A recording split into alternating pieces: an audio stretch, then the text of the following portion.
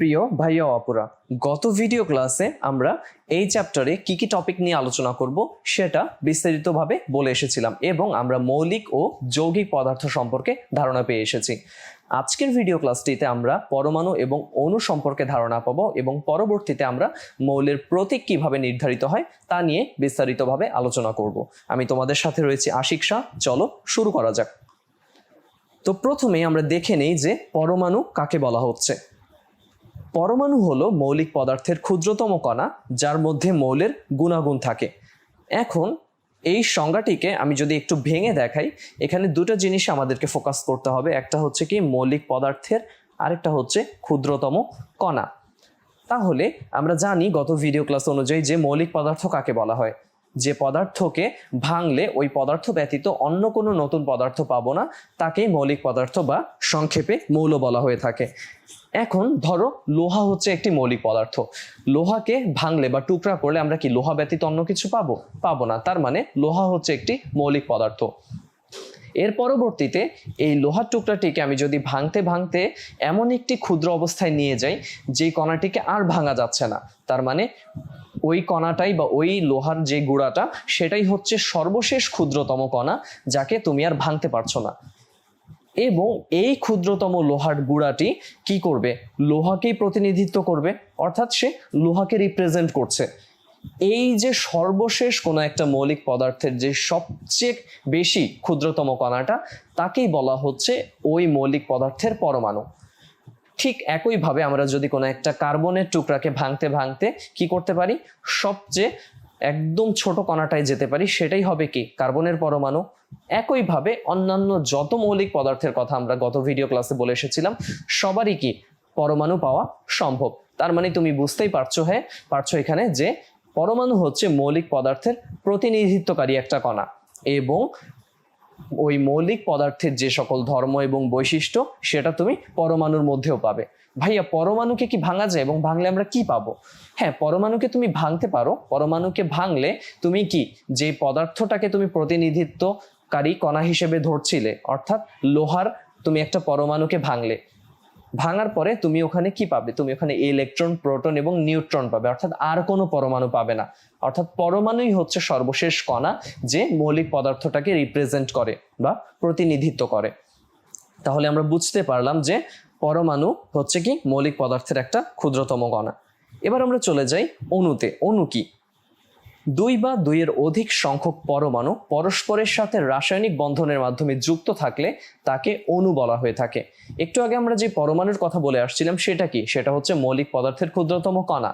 তাহলে অণু কি? অণুতে তুমি কি করতে পারো? তুমি এখানে মৌলিক পদার্থের এই যে ক্ষুদ্রতম কণা অর্থাৎ পরমাণু, এই তাদের সমন্বয়ে তোমার অণুটা গঠিত হবে। এখানে তুমি বলতে পারো যে ভাইয়া, ধরেন আপনি অক্সিজেনের কথা বলছেন, তাহলে কি অক্সিজেনে অণু সম্ভব, নাকি অক্সিজেনের সাথে অন্য কোনো পদার্থের পরমাণু যুক্ত হয়েও কোনো অণু সম্ভব? হ্যাঁ, এই প্রশ্নের উত্তরে আমি বলবো সেজন্যই অণুকে দুইটা ভাগে ভাগ করা হয়। একটা হচ্ছে মৌলের অণু আর একটা হচ্ছে যৌগের অণু। মৌলের অণু কি? একই মৌলের একাধিক পরমাণু পরস্পরের সাথে যুক্ত হলে তাকে মৌলের অণু বলা হয়। তার মানে ধরো এখানে উদাহরণ হিসেবে দেখা হয়েছে O2। O2 মানে হচ্ছে একটি অক্সিজেন অণু। এবং অক্সিজেন অণু কিভাবে গঠিত হবে? তাহলে তুমি বুঝতেই পারছো যে এখানে কি দেখানো হয়েছে, O2, তার মানে দুইটা ও রয়েছে এখানে। এখন ও কি? অক্সিজেনকে তুমি যখন ইংরেজিতে লিখবে তার প্রথম লেটারটা কি? তার প্রথম লেটারটা হচ্ছে ও, অর্থাৎ পুরো স্পেলিংটা যদি ভাইয়া বলি OXYGEN, অক্সিজেন। তাহলে তার প্রথম লেটারটা হচ্ছে এখানে তার প্রতীক। এই প্রতীক নিয়ে আমি এই চ্যাপ্টারে একটু পরেই বিস্তারিত আলোচনা করছি। তুমি এখন শুধু মনে রাখো যে অক্সিজেনের প্রতীক হচ্ছে O। তাহলে এই O2 হচ্ছে কি একটি অক্সিজেন অণু। এবং এটাকে কেন মৌলের অণু বলছি? কারণ তুমি যখন এটাকে ভাঙবে তুমি দুইটি অক্সিজেন পরমাণু পাবে, অর্থাৎ এটা হচ্ছে একটা অক্সিজেন পরমাণু, এটা হচ্ছে আরেকটা অক্সিজেন পরমাণু। এই দুইটা অক্সিজেন পরমাণু কি অক্সিজেন থেকেই এসেছে এবং একই মৌল সেটা। তার মানে এই অক্সিজেন থেকে যখন দুটো পরমাণু আসছে এবং তারা পরস্পরের সাথে যুক্ত হয়ে কি বানাচ্ছে? O2 বানাচ্ছে। এটাকে আমরা বলছি কি অক্সিজেনের অণু, বা তুমি সাধারণভাবে বলতে পারো মৌলের অণু। তাহলে এখানে যদি ভাইয়া আরেকটা উদাহরণ দিয়ে তোমাদেরকে দেখাই, ধরো আমি এখানে O3 বলছি, O3 এর একটা স্পেশাল নাম আছে, সেটাকে বলা হয় ওজোন অণু। ঠিক আছে, এই ওজোন অণুটাকে ভাঙলে তাহলে তুমি কি পাবে বলো তো? তুমি 3টা অক্সিজেন পরমাণু পাবে। তাহলে 3টা অক্সিজেন পরমাণু পরস্পরের সাথে যুক্ত হয়ে O3 গঠন করেছে, যাকে আমরা কি বলছি?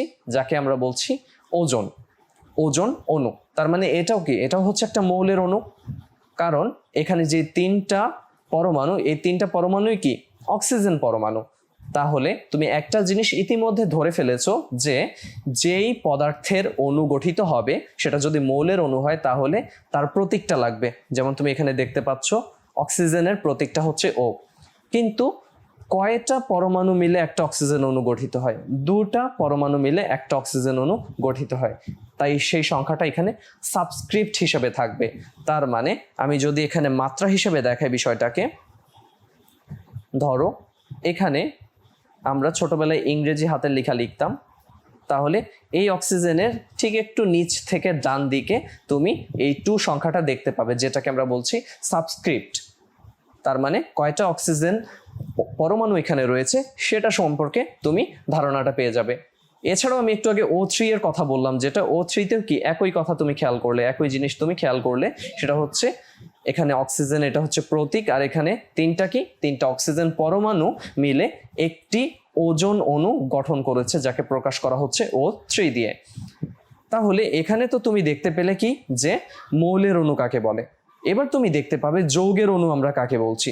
খেয়াল করে দেখো, ভিন্ন ভিন্ন মৌলের পরমাণু পরস্পরের সাথে যুক্ত হলে তাকে বলা হয় যৌগের অণু।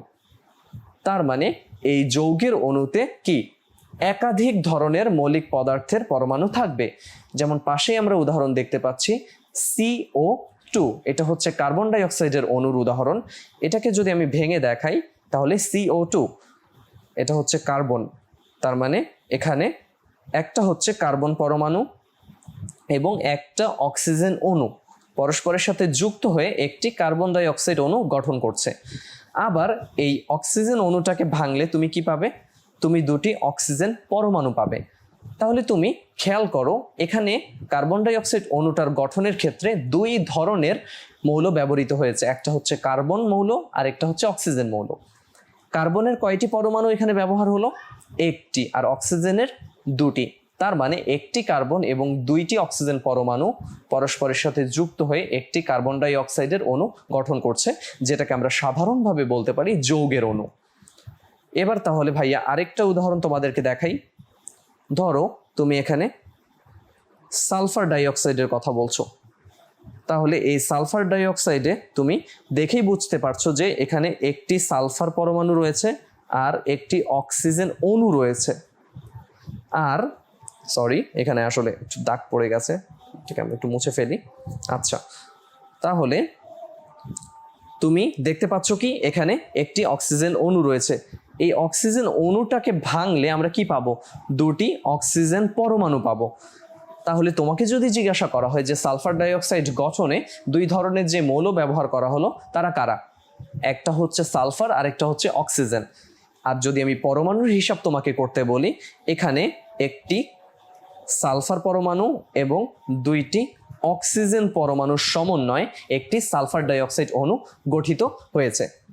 তাহলে উদাহরণস্বরূপ আমি যদি তোমাকে হোমওয়ার্ক দেই তাহলে তুমি বুঝতে পারবে যে অণু আসলে কিভাবে গঠিত হচ্ছে। ধরো তুমি এখানে NO2, এইখানে কোন পদার্থের কতটি পরমাণু রয়েছে, কোন মৌলের কতটি পরমাণু রয়েছে সেটা তুমি বের করে ফেলবে। ঠিক আছে, আরো উদাহরণ হিসেবে ধরো আমি তোমাকে আরেকটা উদাহরণ দেই, সেটা হচ্ছে ধরো সালফার ডাইঅক্সাইড H2SO4। এই 2টা হোমওয়ার্ক তুমি করবে যে এখানে তুমি খুঁজে বের করবে কত ধরনের, মানে কতটি মৌল ব্যবহার করা হচ্ছে, কত ধরনের মৌল ব্যবহার করা হচ্ছে এবং তাদের পরমাণুর সংখ্যা কত। এবার আমরা চলে আসছি এই চ্যাপ্টারের আরেকটা গুরুত্বপূর্ণ টপিক, যেটা ব্যতীত তুমি কেমিস্ট্রি এক চুলও আগাতে পারবে না, সেটা হচ্ছে মৌলের প্রতীক। এখন মৌলের প্রতীকের আসলে কেন প্রয়োজন একটু সংক্ষেপে ভাইয়া বলে দেই। যে ধরো তুমি কোনো একটা অক্সিজেন কিংবা কার্বনের বিক্রিয়ার সমন্বয়ে তুমি কার্বন ডাইঅক্সাইড দেখাতে চাচ্ছ। এখন যেহেতু আমরা বাংলা ভাষায় কথা বলি এবং বাংলা ভাষায় লেখালেখি করি, তুমি বারবার অক্সিজেন কথাটা লিখবে। বা ইংরেজিতে পড়াশোনা করলে আমরা কি লিখতাম, আমরা অক্সিজেন লিখতাম। কিন্তু একটা জিনিস খেয়াল করে দেখো যে এই যে বারবার আমাদের বাংলা বা ইংরেজিতে বা অন্য যে কোনো ভাষায় এই অক্সিজেন লেখাটা কি অনেক বেশি সময় সাপেক্ষ এবং আমাদের পরিশ্রমটাও বেশি হচ্ছে, তাই তো? এই কারণে বিশ্বের রসায়নবিদরা তারা একটা সিদ্ধান্তে এসে উপনীত হলো যে আমরা এখন থেকে যে মৌলগুলো রয়েছে তাদেরকে একটা নির্দিষ্ট প্রতীকের মাধ্যমে দেখাবো। অর্থাৎ এই যে আমাদের 118টা মৌল, তাদের প্রত্যেককে আমি নির্দিষ্ট একটা করে প্রতীক তাদের জন্য আমরা কি নির্ধারণ করে ফেলবো, যেটা অনুযায়ী আমরা আগাবো। তাহলে অক্সিজেনের শুরুর লেটারটা হচ্ছে ও, এই জন্য অক্সিজেনের প্রতীকটা হচ্ছে ও। তাহলে তুমি এখন থেকে ক্যাপিটাল লেটারে ও বললেই বুঝতে পারবে এটা হচ্ছে অক্সিজেন। তাহলে আমরা একটু চার্ট দেখব এখন এবং ডেফিনেশনটা দেখব। তো প্রথমেই আমরা দেখে নিই যে মৌলের প্রতীক কাকে বলা হয়। কোনো মৌলের ইংরেজি বা ল্যাটিন নামের সংক্ষিপ্ত রূপকেই প্রতীক বলা হচ্ছে এবং এই মৌলের নামকরণ পদ্ধতি বা প্রতীকের পদ্ধতিটা আমরা একটু দেখব যে কিভাবে এটা হচ্ছে। আমাদের পদ্ধতির প্রথম যে পয়েন্টটা সেটা হচ্ছে মৌলের ইংরেজি নামের প্রথম অক্ষর দিয়ে প্রতীক লেখা হয় এবং তা ইংরেজি বর্ণমালার বড় হাতের অক্ষর দিয়ে প্রকাশ করা হয়। এখানে তুমি এটা মৌলের নামকরণ পদ্ধতি বলার চেয়ে মৌলের প্রতীকের নামকরণ পদ্ধতি বলাটা অধিক শ্রেয়, ঠিক আছে? তাহলে আমরা প্রথম পয়েন্টে কি পড়লাম? প্রথম পয়েন্টে পড়ছি যে ইংরেজি নামের প্রথম অক্ষর দিয়ে প্রতীক লেখা হচ্ছে এবং কি ইংরেজি বর্ণমালার বড় হাতের অক্ষর দিয়ে সেটাকে প্রকাশ করা হয়। তাহলে আমরা একটু খেয়াল করি, এখানে হাইড্রোজেন বলা হচ্ছে। আমরা নর্মালি হাইড্রোজেনকে লিখলে এভাবে লিখতাম বাংলায়, যার ইংরেজি নামটা এরকম হাইড্রোজেন, কিন্তু তার প্রতীকটা হবে এইচ। কেন? কারণ এই পয়েন্ট অনুযায়ী, এই প্রথম নিয়মটা অনুযায়ী তোমাকে বলা হচ্ছে যে তার ইংরেজি নামের প্রথম অক্ষরটা বড় হাতের অক্ষরে লিখতে হবে তার প্রতীকের ক্ষেত্রে। তাহলে ক্যাপিটাল এইচ মানে তুমি এখন থেকে বুঝবে এটা হচ্ছে হাইড্রোজেন। এরপরে চলে আসছে অক্সিজেন, যেটাকে ও দিয়ে প্রকাশ করা হয়।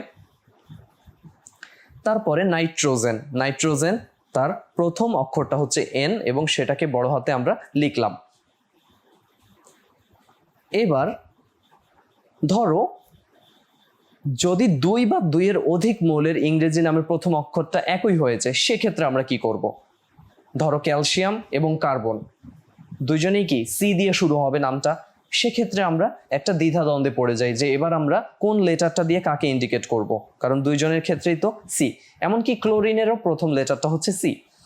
তখন একটি মৌলকে নামের প্রথম অক্ষর ইংরেজি বর্ণমালার বড় হাতের দিয়ে প্রকাশ করা হবে, আর অপর মৌলগুলোকে কি করা হবে? অন্যগুলোর ক্ষেত্রে প্রতীকটি দুই অক্ষরে লেখা হবে এবং সেই দুই অক্ষরে যখন আমরা লিখব সেক্ষেত্রে নামের প্রথম অক্ষরটি ইংরেজি বর্ণমালার বড় হাতের অক্ষর হবে এবং অন্য অক্ষরটি, পরের অক্ষরটি হবে ছোট হাতের।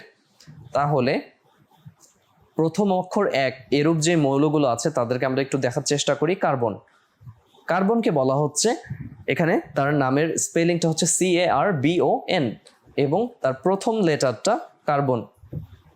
কার্বনের প্রথম লেটারটা হচ্ছে সি, তার প্রতীকটা হচ্ছে সি। তার মানে শুধু সি বললে আমি কার্বনই বুঝবো। এরপরে যখন আমি ক্লোরিনে চলে আসলাম, তার বানানটা একটু খেয়াল করো। ক্লোরিনের প্রতীকটা হচ্ছে Cl। ভাইয়া CH না হয় Cl কেন হলো?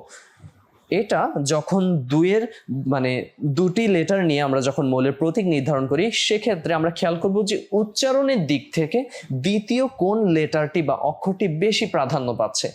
ক্লোরিন উচ্চারণের সময় তুমি কিন্তু এইচ এর অস্তিত্ব খুব একটা পাচ্ছ না, তুমি কি ল, তার মানে কয়ের পরে তুমি লকে প্রাধান্য দিচ্ছ, ক্লোরিন। এই জন্য আমাদের সি এর পরে পরবর্তী যে লেটারটা সেটা হচ্ছে এল এবং সেটা হবে ছোট হাতের।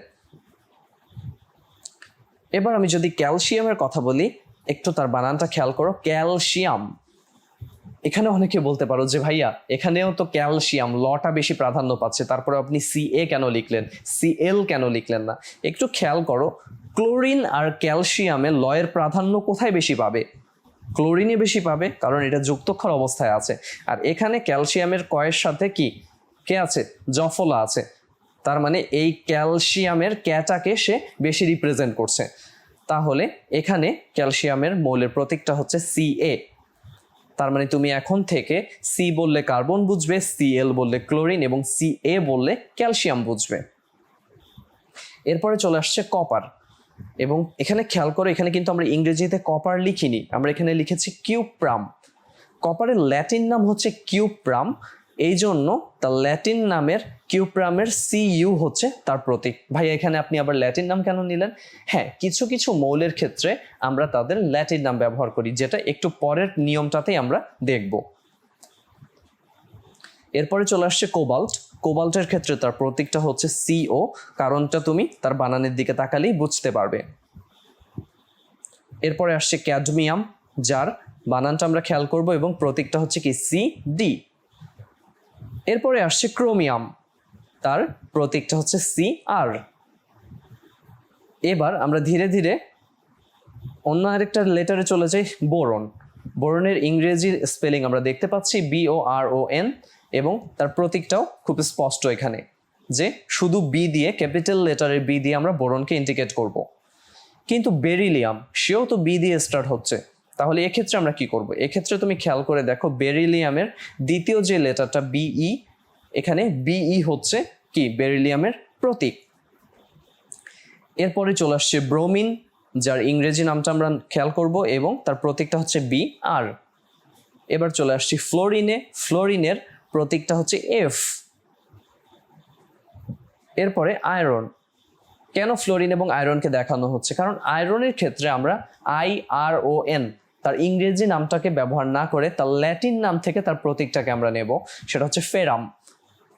আয়রনের ল্যাটিন নামটা হচ্ছে ফেরাম এবং ফেরামের Fe হচ্ছে আয়রনের প্রতীক। তার মানে শুধু F বললে তুমি কখনোই ফেরাম বুঝবে না, সেটা হবে ফ্লোরিন। আর Fe যখনই চলে আসছে সেটা হচ্ছে ফেরাম তোমার মাথায় চলে আসবে, এবং ফেরাম মানে হচ্ছে কি? ফেরাম মানে হচ্ছে আয়রন। এখন অনেকের মনে প্রশ্ন জাগতে পারে যে ভাইয়া, আপনি তো বেশিরভাগ মৌলগুলোর ক্ষেত্রে তাদের ইংরেজি নাম থেকে প্রতীককে নিলেন বা বেছে নিলেন, কিন্তু কাদের ক্ষেত্রে আপনি ল্যাটিন নাম থেকে মৌলের প্রতীককে বেছে নিলেন? হ্যাঁ, আমরা সেই চারটে একটু দেখে নিব এখন, যে কিছু কিছু মৌলের প্রতীক তাদের ল্যাটিন নাম থেকে নেওয়া হচ্ছে।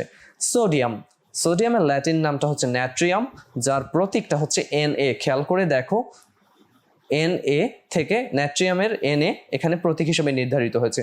যদি ইংরেজি সোডিয়াম থেকে নিতাম, এটা কি SO বা এরকম কিছু একটা হতো, যেটা এখানে হয়নি।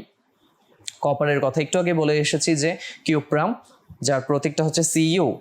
পটাশিয়াম, পটাশিয়ামের তুমি ইংরেজি বানানটা যদি লক্ষ্য করো, সেখানে POTASSIUM, সেই অনুযায়ী তো পিও হওয়ার কথা ছিল, কিন্তু না, পটাশিয়ামের ল্যাটিন নামটা হচ্ছে ক্যালিয়াম এবং তার এখানে যে কেটা ক্যাপিটাল, এটাই হচ্ছে তার প্রতীক।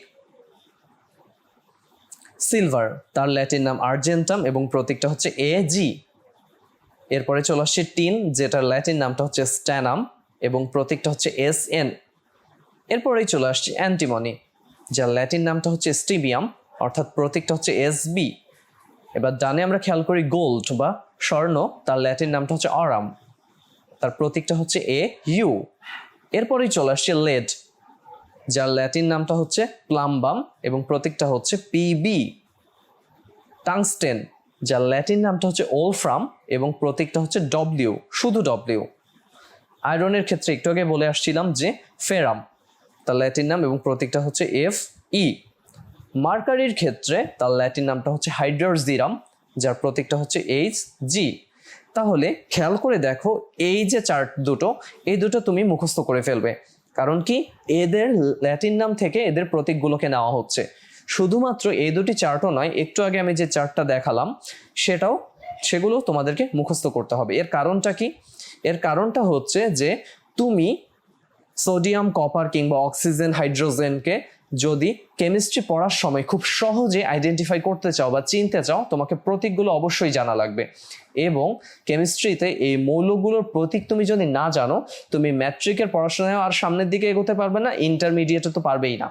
সেজন্য ভাইয়া বলে রাখছি, বা ভাইয়া তোমাদেরকে একটা সাজেশন দিচ্ছি যে তোমার পক্ষে যতগুলো মৌলের প্রতীক আইডেন্টিফাই বা মুখস্থ করা সম্ভব তুমি করে ফেলবে, ঠিক আছে? তো শুরুর দিকে তোমাদেরকে আমি হোমওয়ার্ক দিলাম যে তোমরা প্রথম যেই 30টি মৌল রয়েছে পর্যায় সারণীতে পর্যায় সারণীটা তোমরা তোমাদের বইয়েই পাবে।